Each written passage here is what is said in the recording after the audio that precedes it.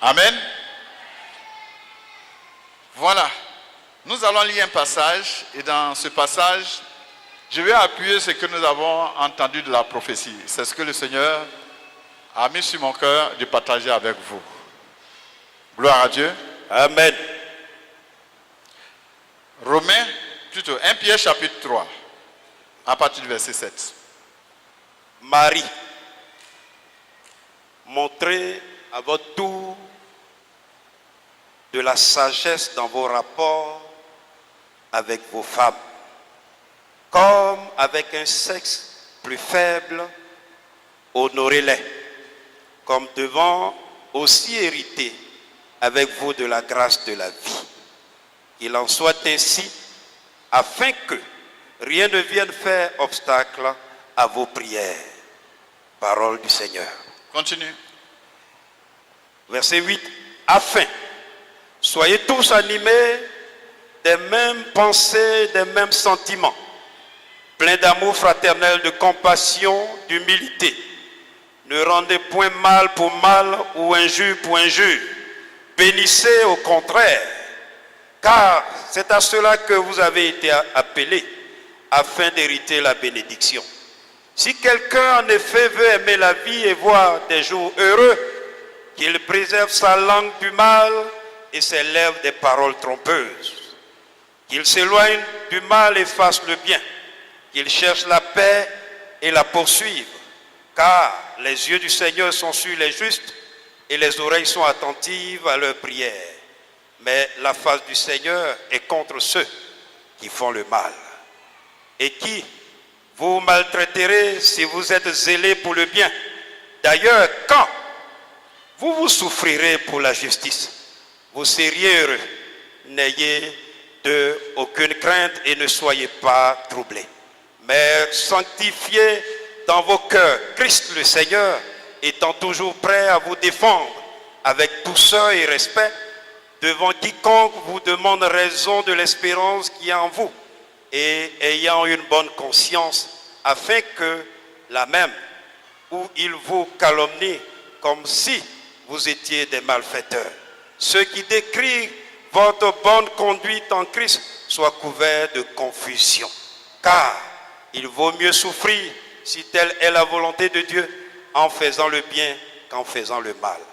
Christ aussi a souffert une fois pour les péchés, lui juste pour les injustes, afin de nous amener à Dieu, ayant été mis à mort quant à la chair, mais ayant été rendu vivant quant à l'esprit.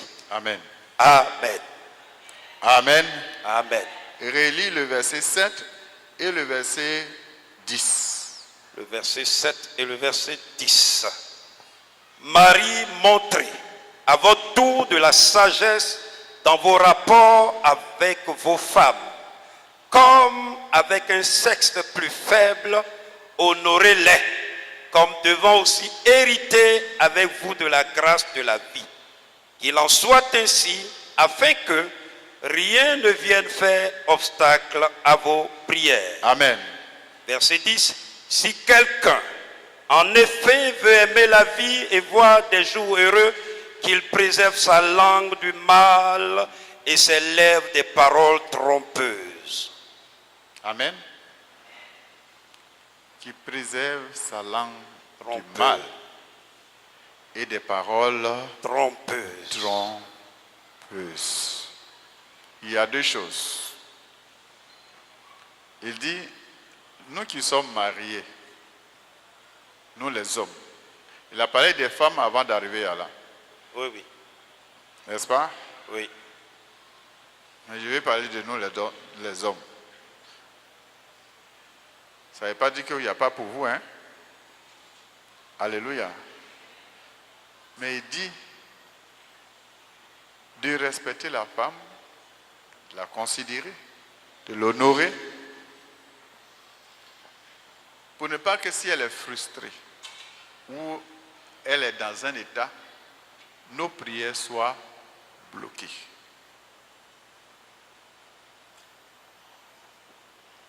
On a entendu? Et puis le verset 11 dit, si tu aimes la vie, si tu veux aimer la vie. Verset 10. Verset 10. Il dit, celui qui veut quoi? Si quelqu'un en effet veut aimer la vie, si quelqu'un en effet veut aimer la vie, c'est-à-dire veut jouir de la vie. Et voir les jours heureux. Et voir les jours heureux. Qu'il préserve sa langue du mal. Tu veux voir les jours heureux. Tu veux voir la vie. Tu veux être heureux. Et avant d'aller au ciel, on vit sur la terre. Quand tu meurs trop tôt, même si tu es chrétien, tout le monde pleure. Oui ou non? Oui. Ça veut dire vivre longtemps aussi, c'est une bénédiction. C'est pas aussi, c'est une bénédiction. Dis enfant, obéis à ton père et à ta mère afin que tu vives longtemps sur la terre. Donc, la condition. C'est-à-dire, si tu veux avoir de l'argent, la Bible dit, donne. Ne sois pas avare. Donne tes dîmes, donne tes offrandes. Aide quelqu'un. Aide un orphelin. Il y a des fois, prends même ce que tu as le dernier pour sauver. Il n'a pas de gêner. Si tu gênes, c'est autre chose que tu vas avoir. Amen. Amen. Tu veux avoir la vie longtemps, l'argent ne te donne pas la vie longtemps. L'onction ne te donne pas forcément la vie longtemps. Mais le respect de l'autorité. Quand tu parles de père et de mère, c'est le respect de l'autorité te prolonge la vie. Surtout du père et de la mère. C'est pourquoi je dis toujours ici, même si elle est sorcière, ou bien il est sorcier, ça ne veut rien dire. Tu es leur tuteur sur la terre. Tu dois les respecter.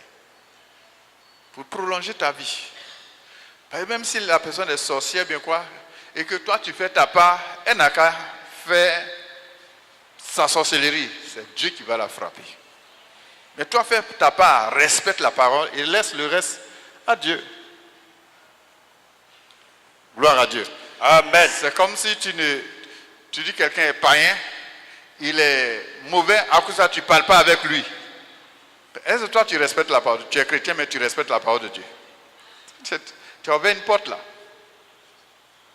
Donc revenons à notre sujet. C'est pour dire quoi? Les deux versets que nous avons lus parlent d'une seule chose. Être exaucé dans nos prières.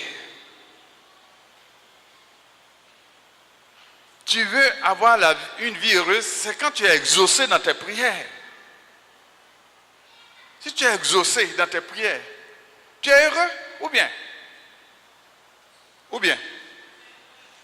Quand tu pries Dieu et puis ce que tu demandes, tu l'as. Tu rends témoin, tu es heureux. Même les gens commencent à être jaloux de toi. Donc, vivre heureux, c'est être exaucé.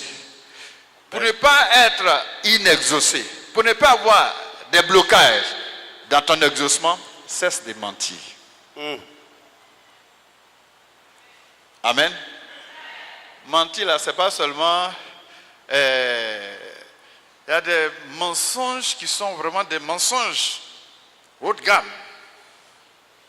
Il y a des mensonges terre à terre. Tu viens d'où? Non, je viens d'Agamé, alors que tu étais... où ça?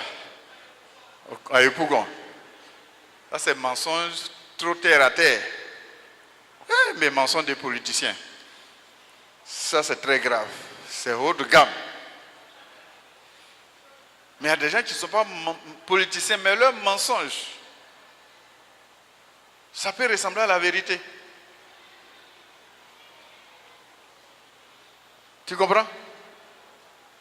Et il va venir mentir sur Tiambi. À cause d'une petite parole que Tiambi a dit. Et la parole là, il va augmenter et te donner. Ah bon, Tiambi a dit ça. Je ne parle plus avec Tiambi. Tu en parles avec Tiambi. Ton mensonge a fait quoi? A divisé Tiambi avec son frère, ou sa femme, ou son ami. Toi, ton mensonge. C'est quoi la Bible dit? Vos mains sont pleines de sang. C'est-à-dire, les gens qui aiment critiquer, c'est des menteurs. Des gens qui parlent, j'ai vu ça, tel a vu ça, moi je l'ai vu ici, j'ai fait ça. Ils parlent tellement trop. La Bible dit, si tu parles beaucoup, tu ne manques pas de péché.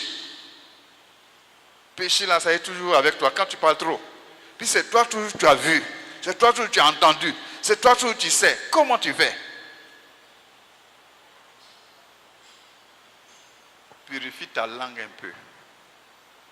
C'est à cause de ça que tes prières que tu apportes vers Dieu sont bloquées. C'est comme si ça avait venir, ça s'arrête. Mensonge, diviseur. Il y a telle chose dans sa robe. Dieu dit, j'enlève sa robe, je lui mets une autre robe blanche. Tu dis quoi maintenant? Et la Bible nous dit, jour et nuit, il est devant Dieu pour nous accuser. Parce que on a des péchés sur lesquels il se met pour nous accuser. Dieu, tu ne peux pas faire ça parce qu'il y a tel. C'est pourquoi Dieu lui a dit, tu as vu Job? Oui, je l'ai vu. Mais c'est un homme pur, un homme simple. Il dit quand même, c'est parce que tu lui as donné l'argent, tu lui as donné une belle femme, tu as donné des enfants. Quoi, il ne peut pas te servir librement? Il faut l'éprouver un peu, voir. C'est-à-dire, il n'a rien à faire pour l'accuser Job, mais il faut qu'il trouve quelque chose pour provoquer la colère de Dieu. Donc, le Saint-Esprit, lui, te convainc de péché. Ma fille, le comportement que tu as, le mensonge que tu fais, la rancune que tu gardes, t'empêche de voir ce que je vais faire pour toi. Reviens à moi. Pardonne à ton frère, pardonne à ton mari, pardonne à ta soeur, et tu vas voir ce que j'ai fait pour toi. La voix du Saint-Esprit est une voix paternelle, une voix de douceur, une voix qui ramène le pécheur. Mais la voix de l'accusateur vient pour l'acculer, pour dire tu es perdu, Dieu n'est plus avec toi, c'est fini. Ce que tu as fait là, tu as provoqué la mort sur ta vie. Tu comprends? Donc le diable même prophétise aussi. Frères et sœurs, avec nos bouches, nous pouvons tuer nos maris, tuer nos femmes, tuer notre prochain, tuer nos pasteurs, tuer nos responsables, tuer tout le monde. Dieu m'a parlé de dire à chacun, veille sur ta bouche pour ne pas affecter, ou bien pour ne pas retarder tes bénédictions. C'est ce qu'elle a confirmé avant que je ne prenne la parole. Toi, quand tu dis une parole là, moi quand je suis avec une personne, ce qu'elle me dit, on dit tu as volé, tu dis non, je n'ai pas volé. Je crois ce que tu as dit là. C'est vrai ou c'est faux, c'est entre toi et Dieu. Je n'ai pas besoin d'aller faire chose. Si tu crois en Dieu, c'est comme ça que tu marches avec les gens. Ce que la personne dit devant toi, c'est entre elle et Dieu. Ce que les autres disent à côté, laisse ça tomber. Qu'est-ce qu'elle a? C'est pourquoi j'aime toujours dire, bon, on va demander. Quand c'est qu'on dit, j'aime fouiller trop. Non, je dis, non, ce n'est pas fouiller à faire. C'est pour demander, voir ce qu'elle a dit là. Et quand tu vas demander, tu vas voir, il y a une petite vérité dedans, et le reste, on a gonflé ça. Chez nous, c'est ce qu'on appelle la bolitre, mon gisset. A dit, la tête du cabri là, c'est petit comme ça, hein. Mais il y a des gens qui peuvent mettre ça de sorte que petite tête de cabri là, ça remplit la marmite. Et tu vois, dis à ton voisin, quitte dans ça, ça te retarde. Gloire à Dieu. Gloire à Dieu. Donc, la paix à 3 dimensions, c'est important pour notre exaucement. Comme mon pape vient le dire. Il ne faut pas dire, moi, je m'ai communié à Dieu, je protège ma communion à Dieu, je parle avec Dieu. Tu parles avec Dieu. Mais les hommes qui sont à côté de toi, est-ce que tu parles avec eux? Est-ce que tu es en paix avec ta femme? Est-ce que tu es en paix avec ton voisin? Est-ce que tu es en paix avec celui qui est devant toi? Est-ce que quand il te regarde, il a envie d'être chrétien? Gloire à Dieu. Gloire à Dieu. Jean dit, tu dis que tu aimes Dieu, mais ton prochain même qui est devant toi, tu ne l'aimes pas. Tu prends ta femme, tu la jettes là-bas comme un chiffon. C'est Dieu même qui est assis à côté de toi, là, ta femme là. Alléluia. Ne tuons pas les autres par nos paroles. N'insultons pas les autorités qui sont les pasteurs. Ça vous provoque des choses que vous ne savez pas. On n'a pas dit des anges de Dieu, on dit que c'est des hommes que Dieu a choisis pour mettre au milieu de vous. Et vous savez quoi? Je vais vous dire une chose. Les pasteurs là, surtout ceux qui sont appelés de Dieu et qui travaillent pour Dieu, vous devez prier pour eux. Quand vous voyez un défaut dans la vie, un combat dans la vie, leur combat n'a qu'à être votre combat. Il y a certains de mes enfants qui sont pasteurs aujourd'hui. Mes enfants spirituels, je veux dire. Mais quand je priais pour les femmes, eux-mêmes, quand je priais pour eux, les démons là me menaçaient. Ah bon, c'est toi, tu veux nous les arracher. Les parents nous ont donné. Toi, tu veux les arracher. On va se voir. Donc, qu'est-ce qu'ils vont faire? Ils vont s'attaquer à moi. S'ils n'arrivent pas, ils vont s'attaquer à qui? À ma femme? Ou à mes enfants? Ou à ceux qui m'aiment? Qui me soutiennent, n'est-ce pas? Maintenant, toi pour qui j'ai prié, et puis les démons sont partis se ranger pour venir me combattre. Pendant qu'ils me combattent, toi, au lieu de prier pour moi, tu es là, tu jubiles. Tu es là, tu me critiques. Pourtant, c'est à cause de ta couverture là que ces choses arrivent. Quelle récompense auras-tu?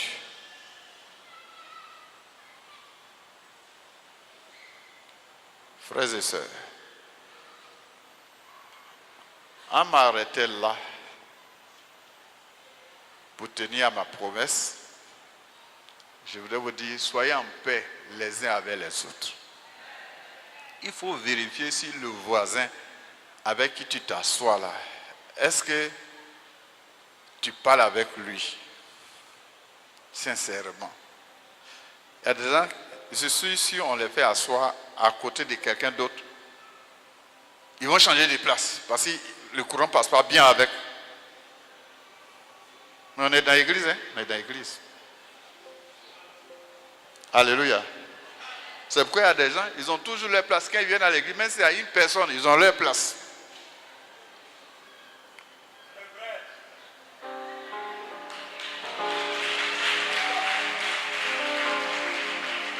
Alléluia. Alléluia.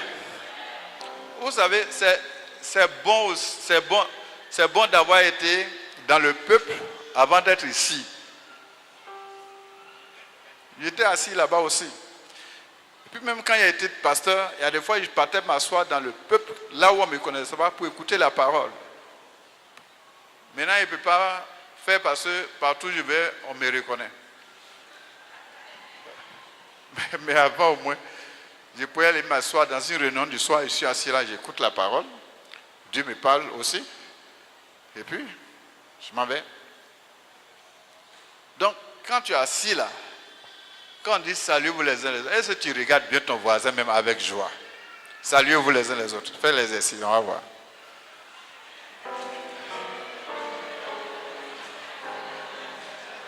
Gloire à Dieu. Gloire à Dieu. Là, habituellement, on dit c'est facile de détruire que de construire. N'oubliez pas, nous là, nous sommes des généraux, nous sommes en guerre pour vos vies, pour vos âmes. Les personnes qui peuvent nous faire du bien, c'est vous, nous aimer et prier pour nous. Alléluia. Si quelqu'un fait une offrande à un pasteur, il n'a pas jeté sa cèpe, il a bien fait. Si quelqu'un me rend visite, non pas pour que j'ai pris pour lui, mais il me rend visite simplement. Ah, pasteur, je suis venu te saluer aujourd'hui. Ah, tu avais me saluer. Ça me fait du bien comme ça. N'est-ce pas? N'est-ce pas? Ou bien je suis assis dans mon bureau. Tu es venu. Ah, pasteur, je suis venu te saluer. Comme il y a longtemps. Puis le Seigneur m'a visité, donc je suis venu te saluer. Puis voilà, tu me visites avec les bras lourds. Ça me fait du bien. Hein?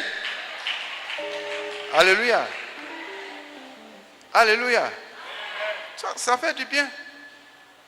Il m'en vais en Israël comme ça. Et puis, parce que je vais en Israël. Moi, je vais partir en Israël aussi. Je ne suis pas encore parti. Voici mon offrande. Ça, je vais au mur de lamentation direct. Gloire à Dieu. Gloire à Dieu. Les pasteurs là, dis à ton voisin, les pasteurs là, aimons-les, aimons-les. Prions pour eux.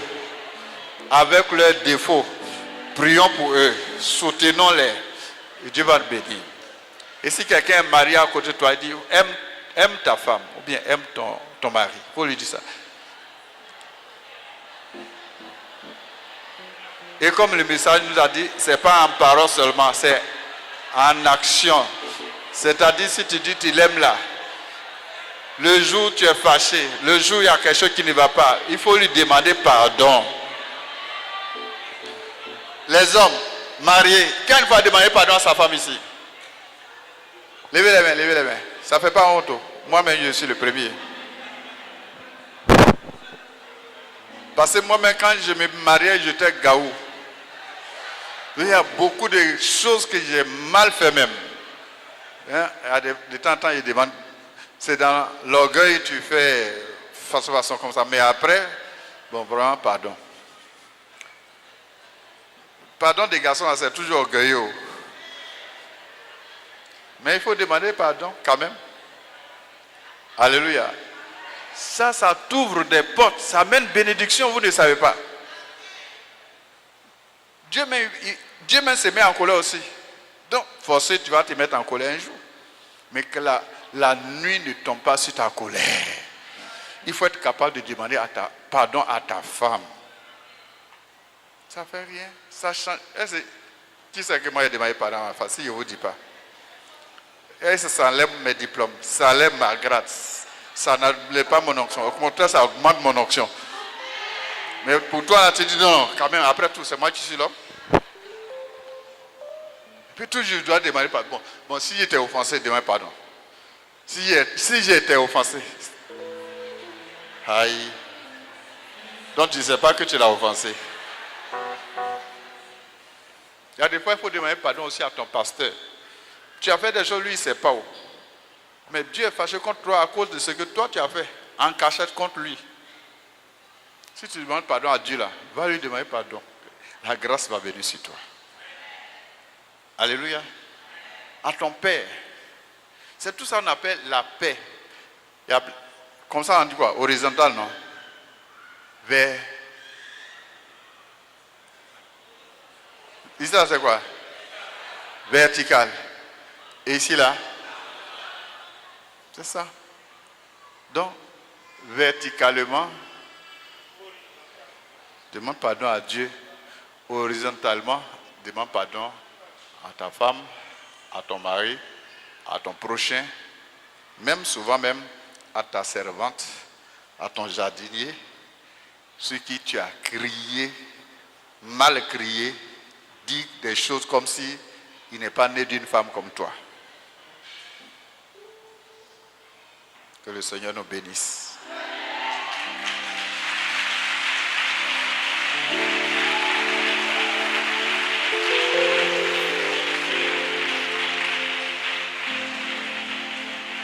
Et retiens ça seulement. Si tu veux vivre heureux, tu veux voir les prières exaucées, tu vas avoir des déblocages, sois humble, c'est tout.